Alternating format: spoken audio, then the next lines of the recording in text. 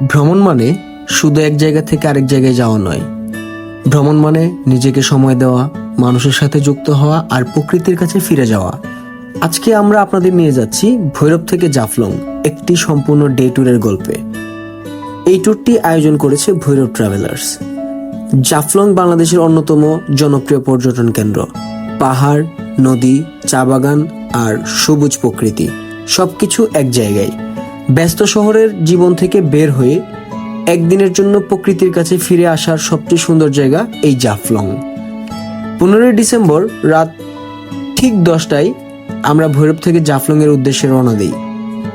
সব গেস্ট সময় মতো উপস্থিত, বাস প্রস্তুত, ম্যানেজমেন্ট সম্পূর্ণ রেডি। ভৈরব ট্রাভেলার্স বিশ্বাস করে একটা ভালো ট্যুরের শুরু হয় সময়ানুবর্তিতা আর শৃঙ্খলার মাধ্যমে।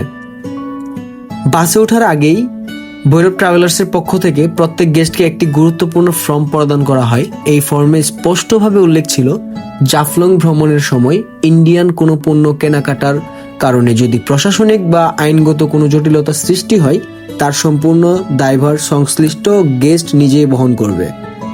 ভৈরব ট্রাভেলার্স এই ধরনের কোনো ঘটনার জন্য দায়ী থাকবে না। আমরা সবসময় চাই আমাদের ট্যুর হোক স্বচ্ছ, দায়িত্বশীল এবং আইনের প্রতি সম্মান রেখে পরিচালিত। বাসে ওঠার পর গেস্টদের সাথে পরিচয় পর্ব হয়।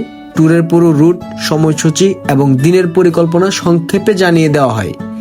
এতে সবাই আগে থেকেই জানেন আজকের দিনটা কিভাবে চলবে।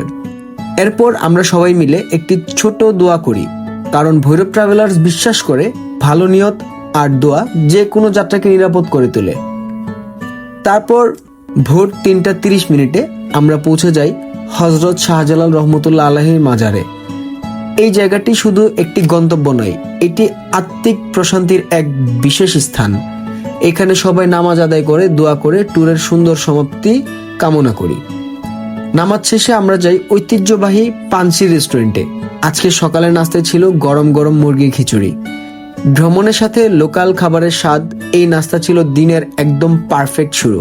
নাস্তার পর আমরা আবার সময় নিয়ে শাহজালাল রহমতুল্লাহ আলাইহির মাজার জিয়ারত করি। ভ্রমণের শুরুটা ইবাদত আর বরকতের মাধ্যমে হলে পুরো দিনটাই আলাদা ভালো কাটে। এরপর আমরা চলে যাই শ্রীপুর চা বাগানে। প্রায় 1 ঘন্টা সময় এখানে কাটানো হয়। চারপাশে সবুজ, চা গাছের সারি আর ঠান্ডা বাতাস।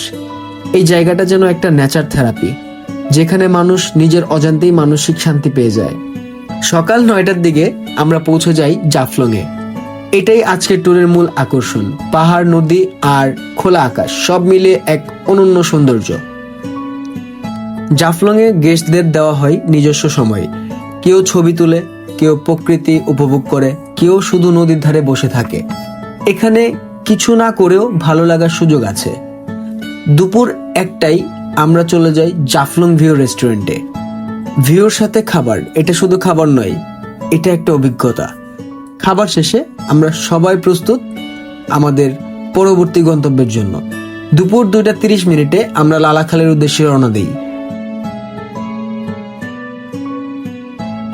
বিকাল 3:30 আমরা পৌঁছে যাই লালাখালে। নীল সবুজ পানির রং, চারপাশে পাহাড়। এই জায়গাটা প্রতিবারই মানুষকে মুগ্ধ করে। এখানে নৌকা ভ্রমণ, ছবি তোলা এবং প্রকৃতির সাথে সময় কাটানো সব মিলে দিনের শেষটা হয় একদম নিখুঁত। সন্ধ্যা 6টার দিকে আমরা গেস্টদের সাথে কিছু কথা বলি। ট্যুর কেমন লেগেছে, কোন জায়গাটা সবচেয়ে ভালো লেগেছে, এই ফিডব্যাকগুলোই আমাদের সামনে এগিয়ে যেতে অনুপ্রেরণা দেয়। এরপর সবাই মিলে দোয়া করি এবং ভৈরবের উদ্দেশ্যে রওনা হই। আলহামদুলিল্লাহ, রাত 12টার দিকে আমরা নিরাপদে ভৈরবে পৌঁছাই। এই পুরো ট্যুরটি পরিকল্পনা এবং বাস্তবায়ন করেছে ভৈরব ট্রাভেলার্স। আমরা শুধু ট্যুর আয়োজন করি না, আমরা মানুষের জন্য স্মৃতি তৈরি করি। নিরাপত্তা, স্বচ্ছতা আর গেস্ট সন্তুষ্টি, এই 3টি বিষয়কে সামনে রেখে আমরা প্রতিটি ট্যুর পরিচালনা করি। আপনি যদি নিরাপদ, গোছানো এবং বিশ্বাসযোগ্য ট্যুর খুঁজে থাকেন, যোগাযোগ করুন 01954976268 এই নাম্বারে। Bhairab travellers, we travel, you enjoy.